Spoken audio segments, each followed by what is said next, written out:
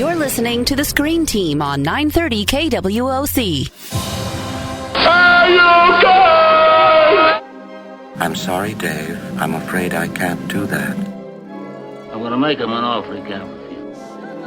Toto, I have a feeling we're not in Kansas anymore. To infinity and beyond! Surely you can't be serious. I am serious. And don't call me Shirley. Please, what does it always mean? This Junior. That's his name. Henry Jones Jr. Like Indiana. We named the dog Indiana. Frankly, my dear, I don't give a damn. I am your father. My mom always said life was like a box of chocolates. You never know what you're going to get. Bond. James Bond. And now the Screen Team on News Radio 930 KWOC. Hey, what's going on? It's Saturday. It's 6 p.m. It is the Screen Team here on Today's Talk 930 KWOC. And for those of you who don't know, we're being simulcast on the FM station too, 93.3. That is so awesome. I can't believe it. So, I'm an FM star. Well, maybe you're not a star, but Matt and I, we're like Hercules stars. I mean to change that. Just letting you know. But yeah, we're on KWOC on the AM and 933 on the FM. So we're all over the place. We're on the World Wide Web too at KWOC.com, and it's good to be on the FM, guys. It is. With I feel us, different. I need cake. You look different. You need cake. Uh-huh. If Chelsea was here, she'd say she need a piñata. So we got to have like a big party for this, I think. How about a piñata with cake inside? I've never heard that, but I like it. That's definitely something new, unique, and different. We've got Sabrina J. We've got Matt Whitworth on the panel, and we're going to be reviewing some movies. And we got Matt. We got your picks this week. What do you have for us? For the personal pick, we've got Grosse Pointe Blank, theatrical release, How to Train Your Dragon Part 2, and then Grand Budapest Hotel for DVD releases. So let's begin with your personal pick. It's called Grosse Pointe Blank. It stars John Cusack, Minnie Driver, Alan Arkin, and Dan Aykroyd. And this movie came out back in, the late 1990s? Is that right?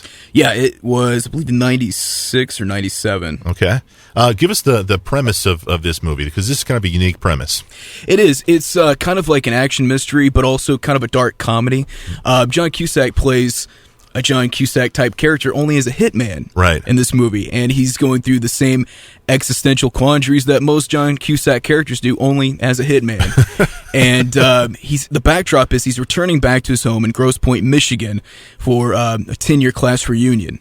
And this is kind of the season 4 class reunions, with it being summer, so I thought it was apropos for that. And there's a word you don't get to use every day. I use it pretty much every day. I try to work it into all my conversations. Doesn't usually work, but we struck gold with this one. Sorry. Go on. Well, anyway, he has another hitman after him that wants to either partner up with him or off him in Dan Aykroyd, who kind of steals the show in the movie. He plays a non-typical Dan Aykroyd character, but still delivers such brilliance with his comedic timing. And then his love interest is Minnie Driver, and that's the girl that he stood up at prom, and he's trying to make things right with her, while at the same time kind of deciding, maybe I don't want to be a hitman anymore. Right. You know? Alan Arkin plays his therapist, who is scared to death of him, that because he's a hitman, that he's going to take him out. Yes. And then you have Jeremy Piven, who plays Minnie Driver's brother. And that was her brother? Really? I believe so. Maybe just friend. I don't know. Okay. Short attention span. One of the and obviously all this is happening, and there's a couple of other hitmen in there trying to kill him. I mean, there's a whole bunch going on where John Cusack has a lot on his plate in this film. He does. Yeah, it's definitely a unique take on like a hitman sort of action and comedy, and because he's always trying to defend it. Like, well, you got to understand, though, these are bad guys. Right? Yeah, I wouldn't kill any good guys. Bad guys. They've done something awful. You should see the rap sheets on these people. Right. So, with all this said, with the whole storyline kind of out there for us, what were your thoughts personally on this film? I enjoyed it a lot. It's one of those that's, I think, so unique that it didn't really find the audience that it deserved. I'm not saying that it wasn't a hit, but it's not one that's remembered It's not one that's talked about a lot, and I think it was actually one of the cooler films from the 90s. Definitely a nice performance from Cusack and a nice notch on his belt. And his sister, Jane Cusack, who plays his assistant, probably my favorite role that she's ever done. She's just so out there and hilarious in the film. Yeah, I got a chance to see this, not when it came out, but a few years afterwards, and wasn't a big fan when I first saw it the first time. Watching it the second time, I appreciate it a little bit more. I enjoyed it. I like it. It's not a movie that I want to buy or have, but the guys who made this and produced this film also produced High Fidelity, which another great Cusack film. I love that movie. I love it, and it kind of has the same comedic style. And John Cusack is being pretty much John Cusack in both films. So right. Grosse Pointe Blank, very very good film, and I love Minnie Driver in this film because she's a DJ.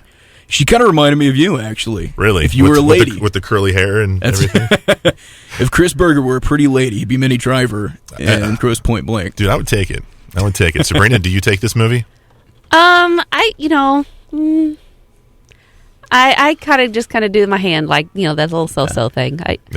I enjoyed it, but I was working at the same time, I think, through it.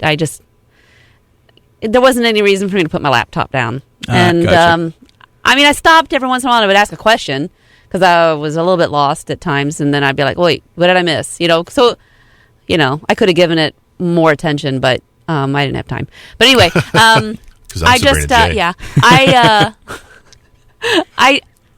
my favorite part was the fact that they were from the class of 1986. And I liked why the is that music. funny? Why is that funny? Because I am from the class of 1986. And I was like, the first thing I said to him was, is this back from the 80s? They're playing 80s music. And he thought I meant was the movie made back in the 80s. And so we had this long argument. He had to pause the movie to argue with me. I was like, it's 19. I'm like, that's not 90s music. That's 80s music. What are you talking about? Yeah, that was pretty funny. Yeah, that was funny only in our world, I guess.